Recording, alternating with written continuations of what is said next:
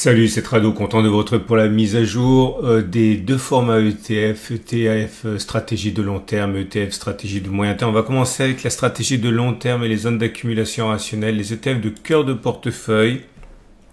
Pas grand chose à se mettre sous la dent si vous me passez l'expression.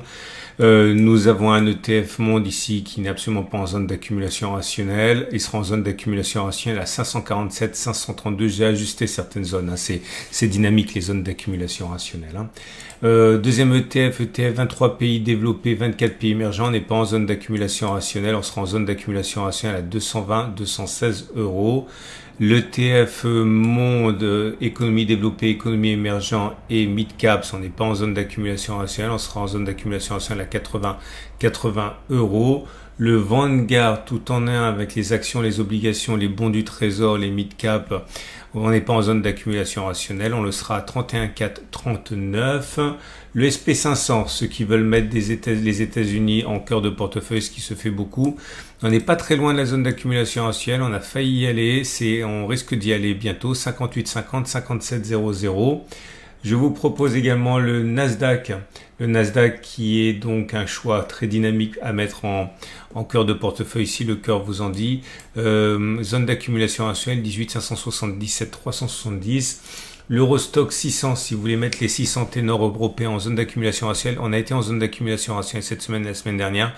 Il faut faire vite, mais 233, 223 euros sur cette ETF Amundi Eurostock 600 en zone d'accumulation rationnelle au cours de la semaine. Vous avez l'Eurostock 50 également, qui est un ETF iShares, pour le coup, les 50 titans européens. On n'est pas très loin, on risque d'avoir une ultime attaque qui nous permettrait de retourner dans les 174, 165 euros. Celui-là, il est éligible au PEA. Et on va donc passer maintenant aux ETF de conviction. Je vous rappelle trois choses. Première des choses, vous avez sur mon site tous les tutoriels, tous les prospectus nécessaires pour comprendre la stratégie de moyen terme et également de long terme pour tirer parti de cette vidéo. Si je vous emmène sur mon site, ici vous allez voir dans l'article dédié Gagner en bourse avec les ETF, si vous cliquez dessus, vous allez avoir les tutoriels pour bien comprendre comment utiliser ces stratégies. Vous allez avoir tous les ETF avec les notices techniques, par exemple, si vous êtes intéressé par un ETF qui est en zone d'accumulation rationnelle, par exemple celui sur l'Amérique latine, ici vous cliquez et vous allez avoir la très précieuse fiche technique, ok, très important pour savoir ce qu'il y a dans l'ETF, comment il fonctionne, etc. C'est indispensable de savoir ce en quoi vous investissez, ok. Et tout ça c'est regroupé sur mon site. Vous avez un lien en dessous de la vidéo avec des codes couleurs selon qu'on soit stratégie de long terme ou plutôt de court terme. N'hésitez pas, c'est des heures de travail économisées pour vous facilement. On va passer donc aux ETF de conviction, puisque là vous avez vu qu'il n'y a pas grand chose en ETF de cœur de portefeuille pour la stratégie de long terme. On est un peu plus heureux, on va dire, sur les stratégies de conviction. Alors vous avez cet Amundi immobilier, ok, européen en zone d'accumulation rationnelle dès maintenant à 328, 310 euros. Vous avez un Amundi Eurostock 600 dont on a parlé un petit peu tout à l'heure, sauf que celui-là est spécialisé dans les boissons et la nourriture. On est en zone d'accumulation rationnelle actuellement à 88,85, il est éligible PEA. Vous avez les codes ici, si ça vous intéresse. Et puis si vous utilisez ProRealTime, si vous cliquez sur I ici, vous allez avoir les codes également là. Donc ça vous permet de gagner énormément de temps. L'Amundi Small Cap, si ça vous intéresse d'investir dans la petite capitalisation européenne avec zéro net émission, on est en zone d'accumulation rationnelle à 340-325 euros. Un autre ETF spécialisé dans l'immobilier européen éligible au PEA, celui-là en zone d'accumulation rationnelle à 12,7 euros. L'Inde, un ETF spécialisé dans l'Inde, la zone d'accumulation rationnelle c'est 31,530,2 euros. La santé, si vous pensez que le secteur de la santé est prometteur, vous avez le World Healthcare, donc la santé mondiale, donc les entreprises du monde entier, 494, 479 euros. Les semi-conducteurs, secteur on ne peut plus stratégique, alors on l'a touché, on est ressorti, mais on risque de le retoucher. C'est cet ETF ici qui est en zone d'accumulation rationnelle à 675,7 euros.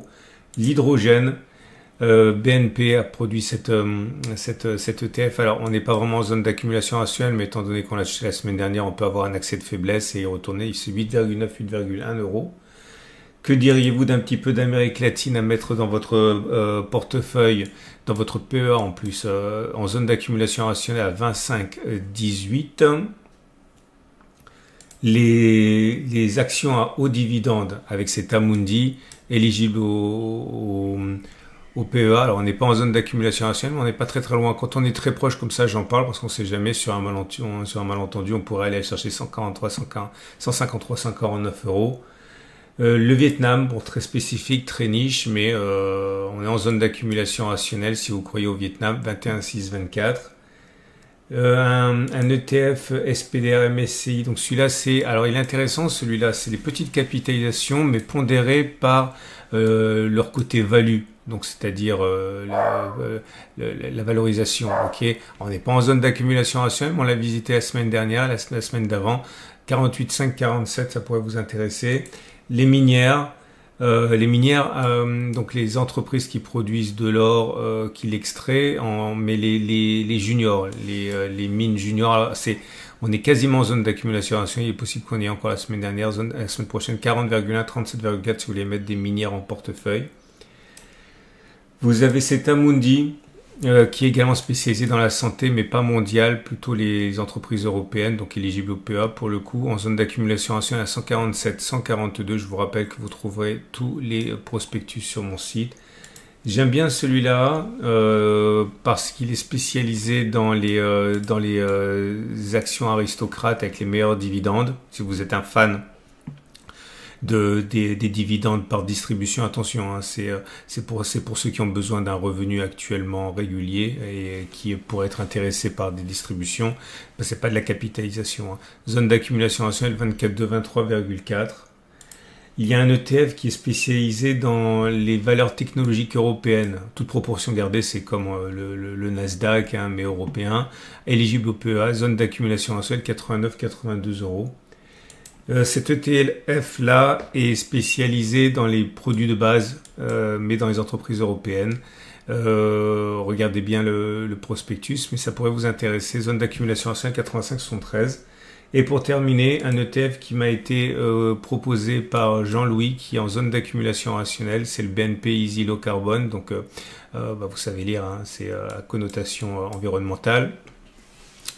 Zone d'accumulation rationnelle 250, 243. Si vous avez un ETF d'ailleurs que vous voyez qui est en zone d'accumulation rationnelle et que vous voulez éventuellement attirer l'attention de la communauté sur l'existence de cet ETF, n'hésitez pas à mettre en commentaire de la vidéo votre trouvaille, et puis tous ceux qui vont voir ma vidéo sur YouTube, n'hésitez pas à aller voir donc les commentaires de la vidéo pour voir s'il n'y a pas des ETF en zone d'accumulation rationnelle que je ne connais pas. Ça peut servir à tout le monde. On va passer maintenant au format de moyen terme. Pareil, vous trouverez le tutoriel sur mon site, hein. Donc l'objectif c'est de l'analyse par phase. On va essayer toujours de rentrer en début de phase 2. Hein. Le dicton dit les fortines se font en phase 2 et se défont en phase 4. Il ne faut surtout pas rester en phase 4. Généralement, on sort en phase 3. Bref, vous avez le tutoriel. Et je vous rappelle également, parce que c'est important, que si vous cherchez un bon courtier, vous avez mon courtier préféré ici, Trade Republic. C'est allemand, c'est régulé par la BaFin, l'équivalent de l'AMF. C'est 0 à 1 euro pour les frais de transaction. C'est 3,25% d'intérêt sur vos espèces pendant que vous attendez les zones d'accumulation rationnelle. Bref, c'est vraiment super. Vous avez un lien en dessous de la vidéo pour découvrir ça. Et encore une fois, hein, ça vous permet d'accéder, de trouver tous les ETF que je mentionne, qui parfois sont inaccessibles sur on va dire des courtiers classiques, hein, qui ont une offre beaucoup plus limitée. Donc ETF actions, tout ça, vous avez la possibilité de passer par Trade Republic. On va donc passer, on va passer aux ETF en phase 2, ou alors en phase 1, mais on va dire mûr. Alors pour débuter, je vous propose cet ETF qui est spécialisé dans les obligations indexées sur l'inflation. On vient juste de sortir, enfin non, on vient pas juste de sortir, on est sorti il y a pas mal de temps de la phase 2, de la phase 1, mais on végète. Peut-être que c'est pour bientôt. En tout cas, on est en phase 2 et l'idée c'est que ça peut éventuellement donner un potentiel intéressant si vous êtes intéressé par ce genre de produit. L'Amundi Nouvelle Énergie, alors là on n'est pas en phase 2, on est en phase 1, mais on pourrait éventuellement en sortir assez rapidement. Les marchés sont bien orientés. Surveiller les 29 € pour éventuellement avoir un coup d'avance. On risque de sortir violemment de la phase 1 et se mettre en phase 2. La Chine, avec cet ETF de Amundi, on est rentré en phase 2, c'était en septembre. Maintenant, on a connu une baisse des cours qui nous amène au contact de la zone de phase 1. Peut-être qu'il s'agit ici d'une opportunité, la dernière chance de rentrer à bon compte sur cet ETF Chine. La forêt, si vous êtes intéressé par le bois de forêt, le bois de construction, etc., vous avez cet ETF bois et forêt du monde qui est en phase 2, mais qui tarde à partir de l'avant. Peut-être que c'est une opportunité également.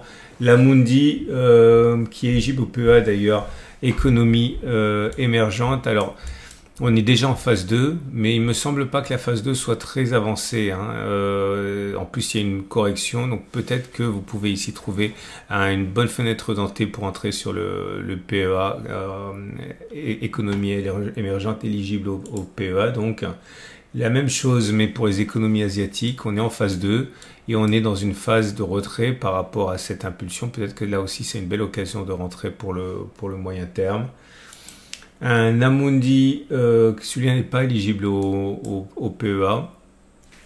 Il est rentré en phase 2 maintenant depuis mai, mais il me semble là aussi que compte tenu du potentiel, on n'est pas très avancé dans la phase 2. Cet Amundi est spécialisé dans les produits de matières, enfin les matières premières hors agriculture. On est toujours en phase 1, mais j'en parle pour que vous mettiez dans vos favoris et que vous surveillez éventuellement la sortie de cet ETF qui est toujours en phase 1 pour l'instant. Un ETF spécialisé, non c'est le même, un ETF spécialisé dans l'or, mais pas les minières juniors, les minières on va dire seniors, on va dire déjà expérimentés. On est en phase 2, ok, mais là on a régressé. Ça peut être un bon point d'entrée pour vous si vous croyez à cet ETF. Il faut savoir où mettre le stop de protection, c'est très important. À un moment, il ne faut pas s'entêter. Il y a plusieurs façons de faire, j'explique tout dans le tutoriel. Que diriez-vous maintenant d'un ETF qui... ah ben non, je dis des bêtises, on les a tous fait. Il n'y a pas beaucoup de choix cette semaine parce que la plupart des ETF sont rentrés déjà depuis un moment en phase 2. Pourquoi je l'ai signalé celui-là? Non, peut-être que je l'ai signalé simplement pour vous montrer les effets quand ça fonctionne bien d'une belle phase 2 et toujours les possibles atermoiements. Par exemple ici, vous voyez, on est rentré en phase 2 ici. Ça ne nous a pas empêché d'avoir une correction. Ok, avant la vraie envolée et depuis la vraie envolée, on a pris 73% sur un an. Ok, donc ah oui, je sais, c'est pour ça qu'il faut faire attention à l'endroit où vous mettez votre stop de protection. Vous avez des stops qui sont plus ou moins serrés. Là, vous avez accepté une baisse de 13%. Je vous rappelle qu'à titre personnel, je vous invite à regarder la vidéo. Moi, ce que j'aime bien mettre, c'est mettre un stop de protection à 20%. Je vous explique pourquoi dans la vidéo, mais vous voyez, ça permettait de saisir cette opportunité ensuite. Voilà. Écoutez, c'est terminé. Je vous souhaite une excellente journée. Je vous remercie infiniment pour être de plus en plus nombreux à solliciter ce format ETF. Je vous rappelle également que si vous avez des idées d'ETF en zone d'accumulation rationnelle ou tout juste sorti de la phase 1 pour entrer en phase 2, n'hésitez pas à le mettre en commentaire de cette vidéo. Ça donnera, je le répète, un coup de projecteur à votre ETF de la part des investisseurs qui regardent ma vidéo. Je vous souhaite une excellente journée. C'est mis à jour toutes les semaines. Je vous donne rendez-vous donc samedi prochain pour la mise à jour.